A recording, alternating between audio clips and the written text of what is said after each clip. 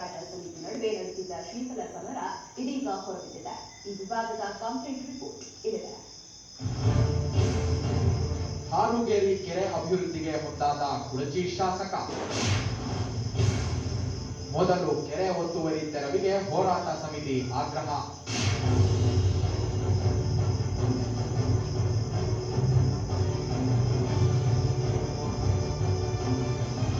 ಹೌದು, ಬೆಳಗಾವಿ ಜಿಲ್ಲೆ ರಾಯಬಾಗ ತಾಲೂಕಿನ ಹಾರುಗೇರಿ ಪಟ್ಟಣದಲ್ಲಿ ಇದೀಗ ಕೆರೆ ವಿವಾದ ಸೃಷ್ಟಿಯಾಗಿದೆ.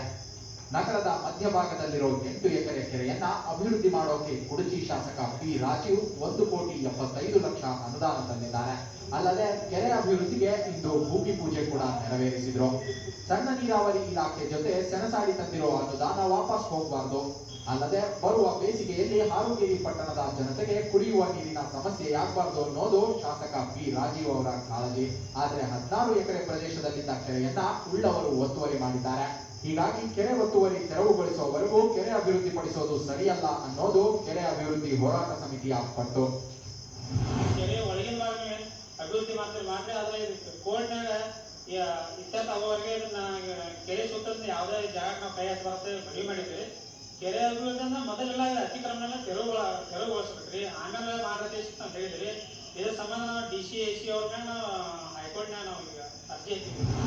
ಕೆರೆ ಜಾಗ ಒತ್ತುವರಿ ತೆರವುಗೊಳಿಸುವವರೆಗೂ ಅಭಿವೃದ್ಧಿಗೆ ಅವಕಾಶ ಮಾಡಿಕೊಡಲ್ಲ ಅಂತ ಕೆರೆ ಅಭಿವೃದ್ಧಿ ಹೋರಾಟ ಸಮಿತಿ ಹೇಳಿದೆ.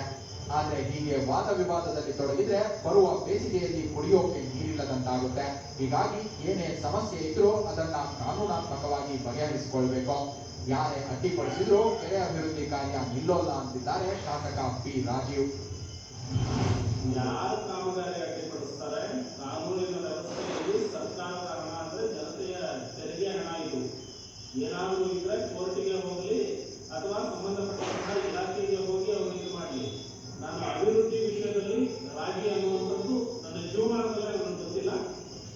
ಸೊ ಅಭಿವೃದ್ಧಿ ವಿಷಯದಲ್ಲಿ ನಾನು ಅಭಿವೃದ್ಧಿ ಮಾಡಿ ಅಂತ ಹೋರಾಟ ಸಮಿತಿ ಎತ್ತಿರೋ ಪ್ರಶ್ನೆ ಕೂಡ ಸಮಂಜಸವಾದತೆ.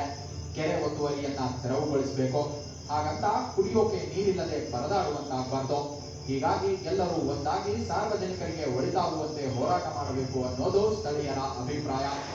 ಚಂದ್ರಶೇಖರ ಚಿನಕೇಕರ, TV9 ಚಿಕ್ಕೋಡಿ.